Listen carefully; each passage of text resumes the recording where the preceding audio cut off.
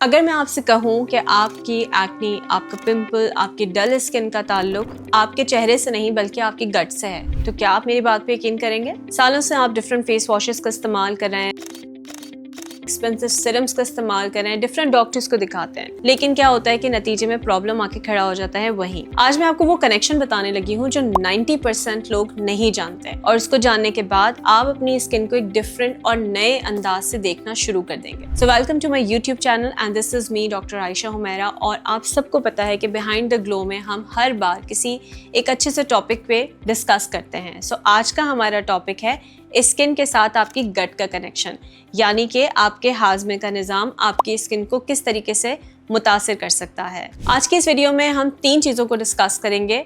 Number 1 ये कि ये जो गट और स्किन का कनेक्शन है, ये सिस्टम कैसे काम करता है। दूसरे नंबर पर वो तमाम प्रॉब्लम्स जिससे आपको ये पता चल सके कि ये आपके जो स्किन के इश्यूज़ हैं, जिसमें शामिल होता है acne, eczema, rosacea, skin sensitivity, inflammation, इसका ताल्लुक आपके चेहरे से नहीं बल्कि आपके हाजमे के सिस्टम के साथ है। और तीसरे सेक्शन में हम डिस्कस करेंगे आपके वो तमाम पैटर्न जिसको आज से ही अप्लाई करते हुए आप अपनी लाइफ को, अपनी स्किन के बहुत सारे मसलों को एड्रेस कर सकते हैं। कैसे? Let's start the video. सोचो एक लड़की है जिसका नाम है नबीला, और वो बहुत सारी क्रीम्स का इस्तेमाल कर चुकी है जिसमें salicylic acid, tea tree extracts, बहुत सारे ऐसे टोनर्स हैं, रेटिनॉल है या एजिलिक एसिड, ये तमाम वो फार्मूलाज हैं जो वो इस्तेमाल कर चुकी है। लेकिन उसके बावजूद भी स्किन कुछ अरसे के लिए ठीक होती है, और जैसे ही इन मेडिसिन का या इन क्रीम्स का इस्तेमाल कम होता है, स्किन के मसाइल वापस आ जाते हैं। डॉक्टर्स को भी दिखाया है, कुछ डर्मेटोलॉजिस्ट कहते हैं कि ये हार्मोनल है, कुछ डर्मेटोलॉजिस्ट कहते हैं कि ये जेनेटिक्स है। लेकिन क्या आपको पता है कि इसके अंदर कोई भी ये नहीं सोचता कि इसमें आपकी गट भी इन्वॉल्व हो सकती है।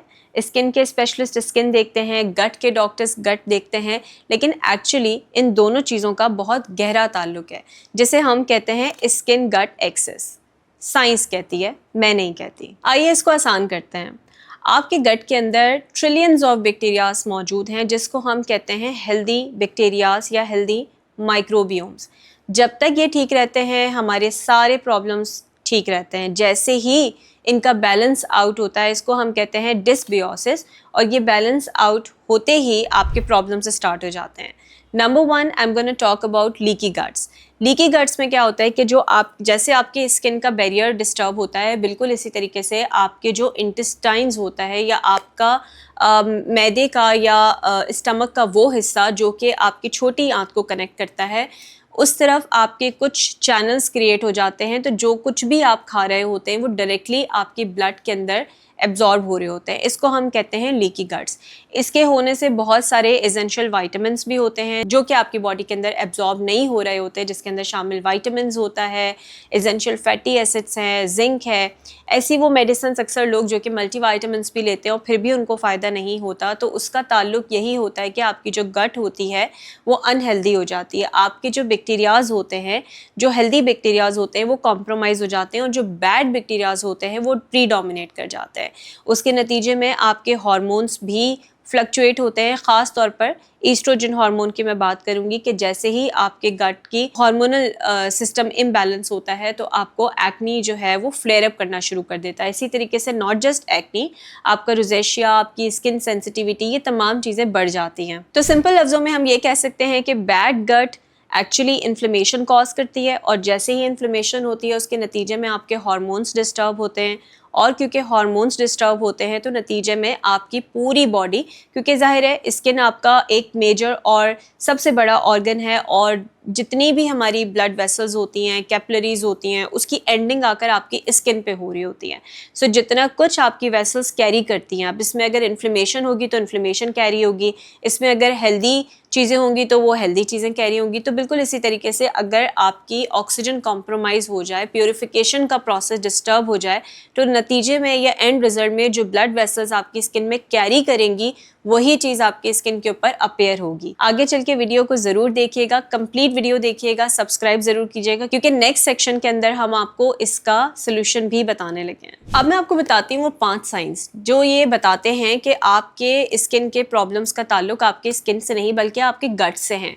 इसको जरूर सुनिएगा क्योंकि चौथा वाला साइन अक्सर लोग इग्नोर कर देते हैं।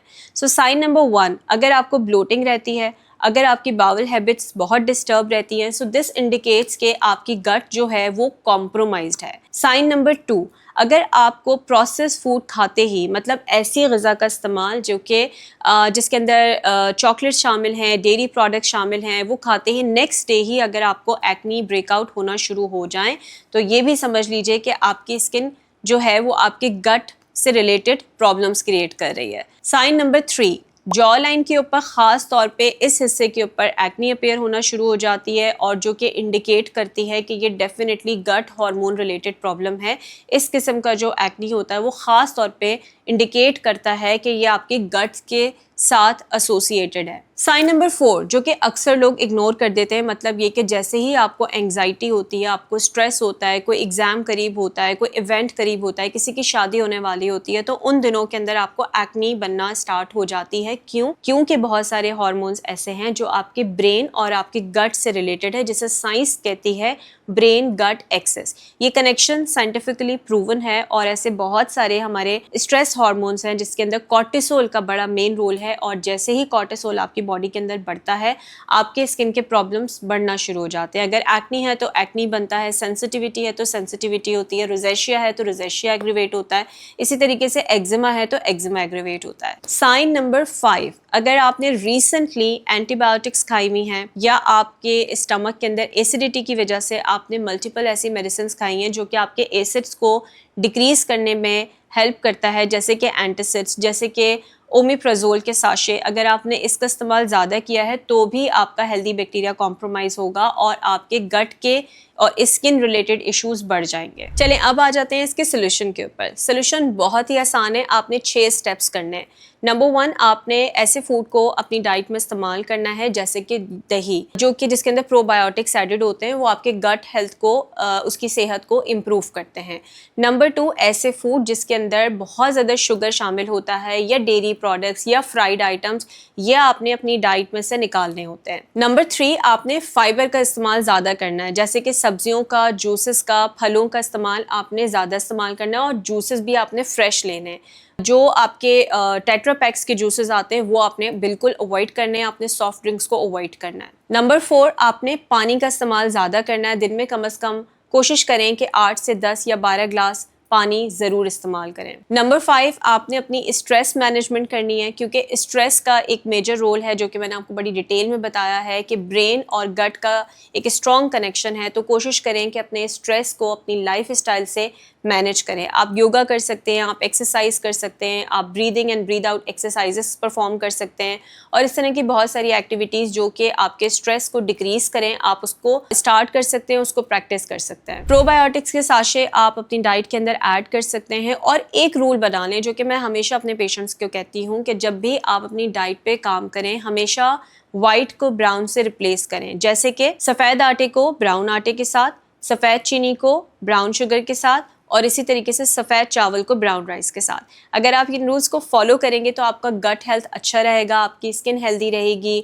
आपको इस तरह के एक्नी के प्रॉब्लम्स या एक्जिमा के या रोजेशिया के जो प्रॉब्लम्स हैं ये एग्रीवेट नहीं होंगे। मैं ये तो नहीं कहूँगी कि सिर्फ गट को ठीक करने से सारे प्रॉब्लम्स ख़त्म हो जाएंगे, डेफिनेट सी बात है, हमें सपोर्टिव मैनेजमेंट की ज़रूरत पड़ती है और सपोर्टिव मैनेजमेंट में आपकी skin care routine is very important. क्योंकि अगर किसी की ऑयली स्किन है तो हम उसको वो फार्मूला साथ में देते हैं जो आपके सीबम प्रोडक्शन को कंट्रोल करता है। अगर किसी की ड्राई स्किन है तो आपको वो फार्मूलाज दिए जाते हैं जो कि आपके स्किन बैरियर को हेल्दी करता है। इसी तरीके से अगर आप गट और अपनी स्किन, अपने ब्रेन, तीनों चीज़ों पे काम करेंगे तो आपको रिजल्ट्स बहुत अच्छे प्रोनाउंस्ड मिलेंगे और आपकी ज़िंदगी बहुत आसान हो जाएगी। आई एम श्योर कि this video is quite helpful for you. अगर आप स्टिल समझते हैं कि कोई भी ऐसा प्रॉब्लम है जो हमें डिस्कस करना चाहिए, let us know in our comment section. और अगर आपको इन 5 साइंस में से कोई 2 साइंस भी मिलते हैं तो वो भी मुझे कमेंट सेक्शन में ज़रूर बताइएगा। चैनल को सब्सक्राइब करना मत भूलिएगा, क्योंकि नेक्स्ट वीडियो में मैं आपको बताने वाली हूँ कि 30 डेज में अपनी डाइट के साथ आप अपनी गट हेल्थ को कैसे ठीक कर सकते हैं। So till the next video, bye bye.